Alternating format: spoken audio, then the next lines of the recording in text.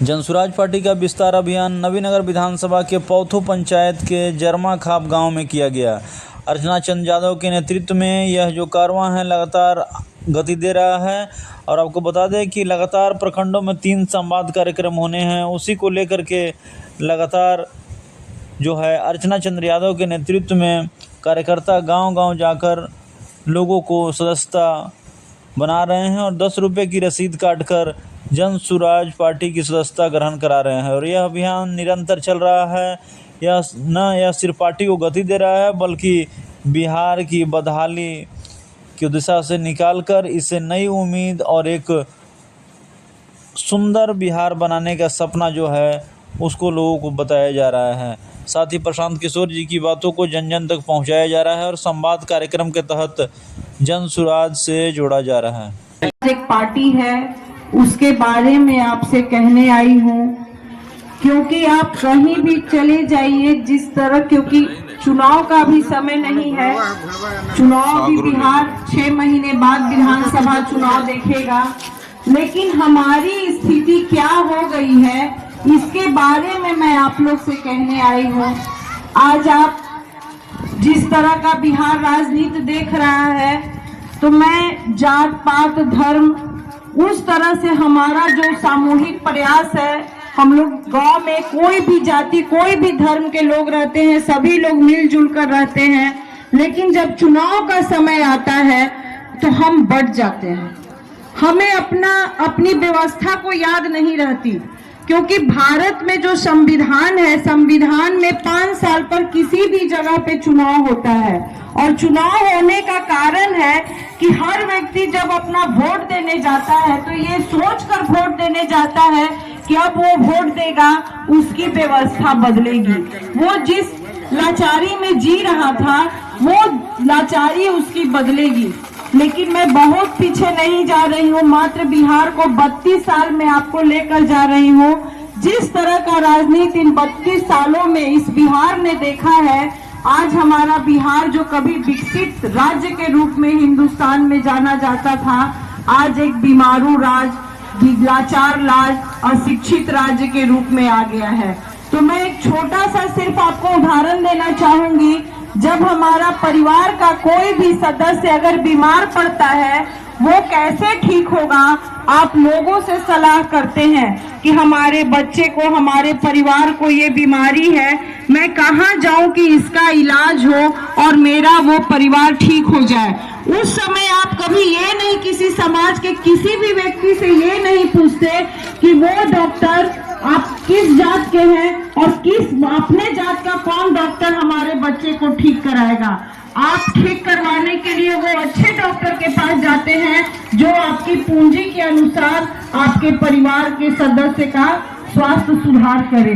तो आज आप कहीं भी जाइए तो हमें ऐसा नहीं लगता कि बाहरी राज्य के लोग, इसी हिंदुस्तान में बाहरी राज्य के लोग आपको बीमारू राज्य का व्यक्ति कहते हैं, अशिक्षित राज्य का व्यक्ति कहते हैं, भ्रष्टायुक्त राज्य का व्यक्ति कहते हैं, आर्थिक रूप से पिछड़ेपन का जो कारण बनता आ रहा है उस राज्य का आप नागरिक कहते हैं। तो ये व्यवस्था परिवर्तन की लड़ाई है, अब नहीं। अभी तक आप व्यवस्था की लड़ाई में 2 दल को अपना वोट देकर आज बद से बदतर हमारा बिहार हो गया। अब कोई जाति पाति नहीं, कोई धर्म का उन्माद नहीं। अब आपको सोचना है, जैसे अच्छे डॉक्टर के पास जाकर आप अपना इलाज सुधार कर लेते हैं, उसी तरह से जन सुराज भी आप लोग के बीच बिहार के लोगों की स्थिति का सुधार करने के लिए, प्रशांत किशोर एक बहुत बड़ा रणनीतिकार है। प्रशांत किशोर का नाम किसी भी व्यक्ति से छिपा हुआ नहीं। वो व्यक्ति कैसे रणनीतिकार करके सारी योजना को बनाते हैं वो भी किसी से छिपा हुआ नहीं। हमारा जो जन सुराज है उसका कहना है कि 2,42,000 करोड़ रुपया जिसके मालिक आप है, बिहार का प्रति सालाना जो आय है, बचत है, वो 2,42,000 करोड़ रुपया का है, जो अभी तक जिसकी आपने सरकार बनाई है उसने ये बात आपको कभी नहीं बताई।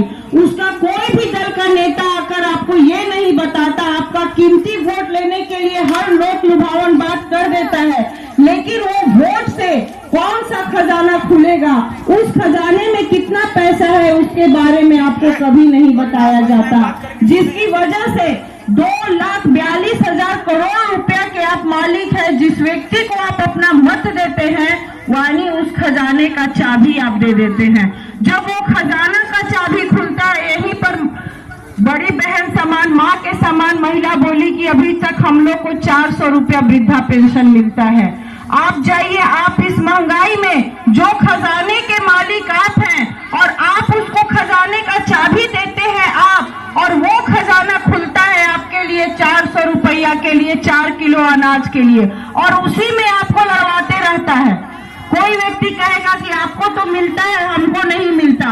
कोई कहेगा कि 4 किलो अनाज मुझे मिलता है पर हमको नहीं मिलता।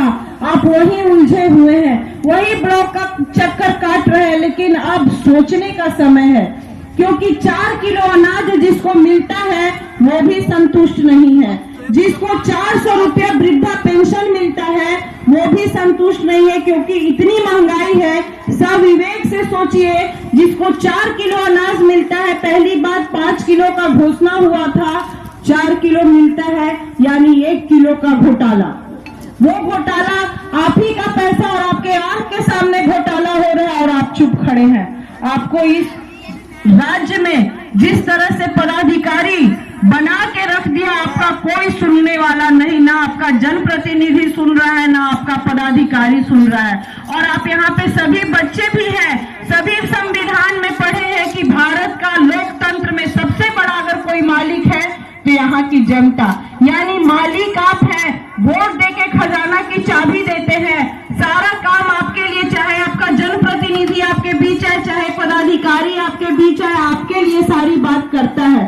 बस मंच से वो बात करके चला गया, जैसे ही व्यवहार में आप उतरते हैं आपके साथ घोटाला शुरू हो जाता है। और आप चुपचाप देख रहे हैं कि घोषणा हुआ था 5 किलो का, मिल रहा है 4 किलो, वो भी ऐसी अनाज, चाहे तो यहाँ पर बहुत से गाय भैंस बकरी आप रखे हैं, वो 4 किलो अनाज इस तरह का रहता है कि आप अपने गाय भैंस बकरी को दे देते हैं। अगर नहीं देते तो किसी दुकान में बेच देते हैं, जिससे आपको 100 रुपया मिलता है। तो इस महंगाई में 100 रुपया का अनाज के लिए आपको लड़वाया जा रहा है। 400 रुपया में जो बुजुर्ग महिला है, जब पुरुष है या कोई विधवा महिला है या फिर किसी घर में विकलांग बच्चे हैं, तो उनको भी 400 रुपया दिया जाता है। तो इस महंगाई में 400 रुपए किलो का हॉर्लिक्स भी नहीं आता। अगर किसी को डॉक्टर लिख दे 400 रुपया में, अगर उस बुजुर्ग को, उस विधवा को अगर दवा खाना पड़े तो 400 रुपया में 1 महीना का दवा भी नहीं आएगा, 1 किलो हॉर्लिक्स भी नहीं आएगा। और मालिक कौन है? आप हैं।